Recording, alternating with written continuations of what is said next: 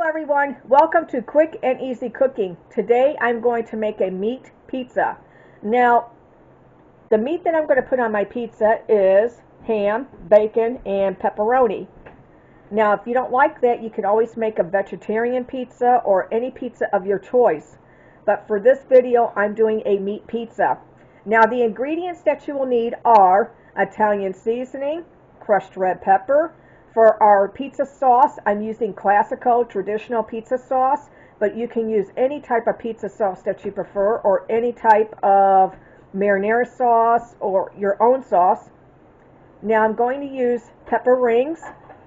The crust that I'm going to use is by Pillsbury Pizza Crust. It's a classic crust. I'm also going to use Hormel's pepperoni, cup and crisp. I absolutely love those. Brown sugar, ham, bacon, mushrooms, mozzarella cheese, and you will need a half a cup of green pepper and a half a cup of red onion. Now what I've done is I've taken the pizza crust, and it's the Pillsbury one, and it says to put it into a cookie sheet, which is what I've done. I put it into a cookie sheet. But what I did was I put a little bit of Pam on it because I didn't want it sticking to the cookie sheet. But anyways, I just put a little bit of Pam and I rolled it out. I want you guys to see this. You can roll it to however thickness you want to make that, and that's how I did. Now I'm going to mix our sauce up. Now what I've done is I've taken like 5 pieces of bacon and I cut it up and with my scissors, and now I'm frying it. So I'm going to put these individual pieces of bacon onto our pizza. What I've done is I've taken a half of a tablespoon and put Italian seasoning in. Now I'm going to take a half of a teaspoon and put crushed red pepper in. Now I will say, when you take the Italian seasoning and you take crushed red pepper and you take just a traditional pizza sauce, this pizza recipe right here is a very known brand pizza all across America, and it's very similar to their pizza sauce. So I don't want to say who it is, but anyways, if you take Italian seasoning, crushed red pepper, and you take pizza sauce, you'll know which pizza I'm talking about. But we make all kinds of pizzas in our household, simply because I love it, number one. Number two, I grew up on it. So definitely pizza is definitely a staple in our house. See how good our bacon turned out? Now I like my bacon crisp like this on my pizza. Now you may not want it as crisp as this, but anyways, if you make this, you make it however you want. Taken my pizza sauce and I've spread it all out. See that? I've spread it all out on this little cookie sheet.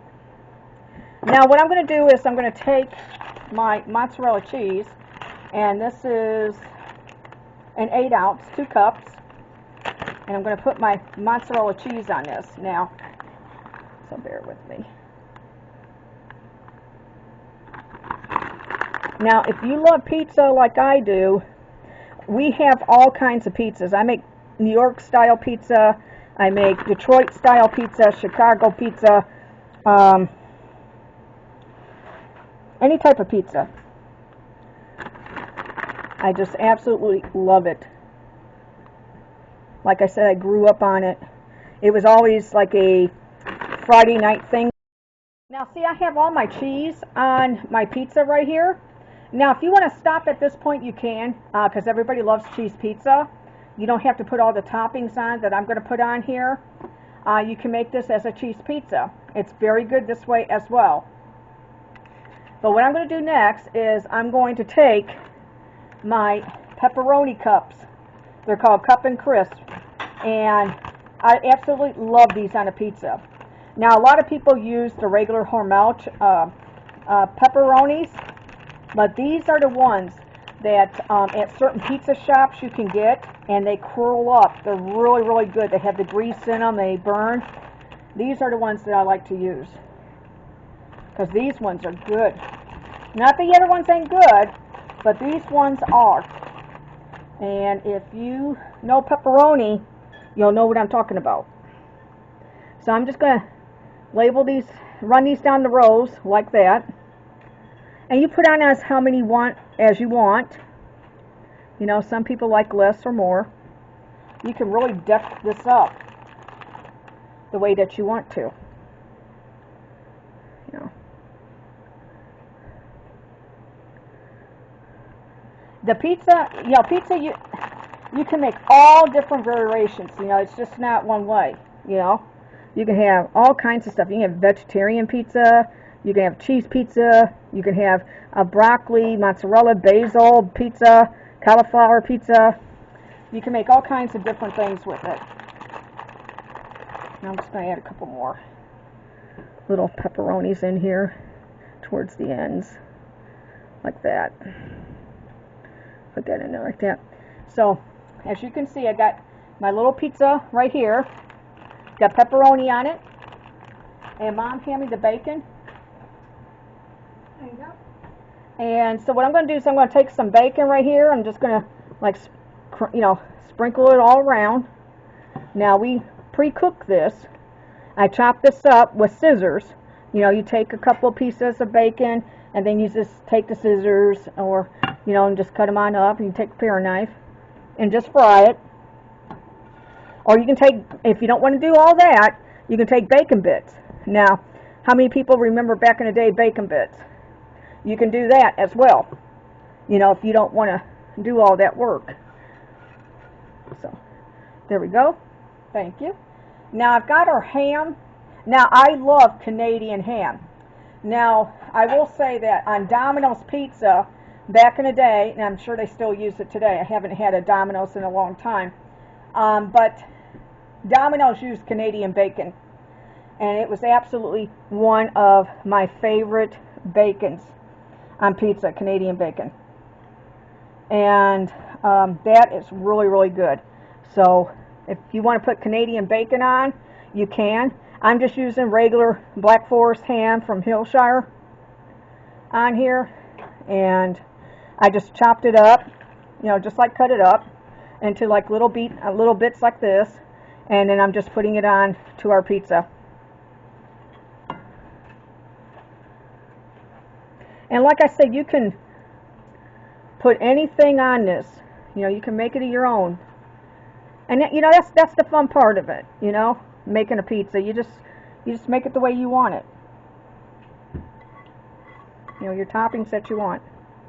Okay, now I've got our mozzarella on here, our cut pepperoni, bacon. I got some ham on.